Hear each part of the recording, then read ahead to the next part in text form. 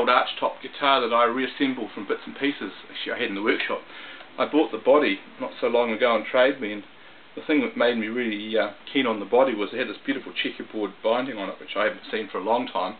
It's an Astoria, that's the make, and I don't know if it's Japanese or German. I think it's probably German, but I'm not quite sure. It's got a ply body, but it's a good ply body. It's a heavy one, but it's not insensitive to play, and it's really loud. It's probably the best sounding Archtop I've had in a long, long time.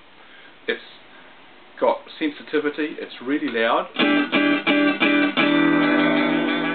and it's dynamically good. You can hit it hard and it's loud, play it quietly, like I was trying to do before, and it's lovely, and it just rings. I put a neck on it I had lying around the workshop, and it was one I'd actually built for a commission for a guy, and I was just carving it. It's a 5-piece laminate. It's made out of kahikatea, rimu and totara, and I was carving one side of it, and I suddenly found a whole nails holes I didn't know were there, so it's kind of a relic neck. It matches the guitar. So the guitar had been pretty knocked about when they actually ripped the neck off it, so I had to put a couple of camouflage bindings around it just to hide the fact there's a bit of veneer missing there, so I put a nice little block of real mahogany actually, and I flashed the neck with the actual cutaway, so it's like the modern jazz guitars. I made the tailpiece out of black mirey, which sounds just like a piece of sort of aluminium almost. It's so resonant. The bridge is interesting. It's a piece of black mirey, and I put a bone top on it, and truth to tell, the guitar didn't sound that great till I put the bone top on the bridge, and my God, did it liven it up. It's just perfect. It's got me so excited. I'm going to make these bridges for most of my other guitars, because it really gives them about a 30% increase in volume. It's a stunning improvement. Also, with these guitars with floating bridges, I actually placed I very carefully intonated it, and because I run an unwound third, I actually had to do quite a bit of work on the bridge to get the unwound third to actually work in tune. I don't know if you guys have played Archtops or floating bridge guitars or any guitar in the past. Quite often you'd have trouble with your G or your B string. You sort of hit an open string, it sounds good, but then you hit a bar chord and it sounds like crap. It's usually because the G strings actually needs to be specifically compensated for, and that can involve a movement of up to about 1/16 of an inch to actually get it to work right. But when they're right, they virtually never go out of tune. If they alter their tuning, they tend to alter it all the same right across, so the whole thing goes flat, but it still plays nicely, which is really cool. Yeah, the fingerboard, I'm not sure what it's off, but yeah, it's probably the fastest neck you'll ever find. It's as narrow as anything. It's almost a wee bit small for me, but it's like an electric neck, and you guys that play electric guitars will just click over to this No Sweat. It's on Trade Me, like most of the stuff. I rescue these things, but I can't keep all of them. But it's a very pretty thing. It's a relic. I think the neck kind of matches the rest of the guitar tone-wise. I used a bit of ochre in the lacquer to actually kind of knock back the colour so it didn't look too fresh. So, and it's a nice yellowing already on the bindings. I used original old celluloid bindings to match.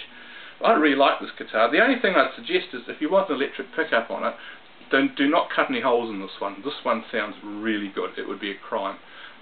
It's got longitudinal braces, which gives it really good volume. And what I would do is I'd put a suspended pickup on there, like a Kent pickup, one of those little Kent Armstrongs. And I can do that for someone if they want for an extra $100, and that would be the way to go. Put a suspended pickup on. It won't affect the sound being made by the top. I'll play a few more things going out, but I tell you, this is probably a once in a blue moon guitar.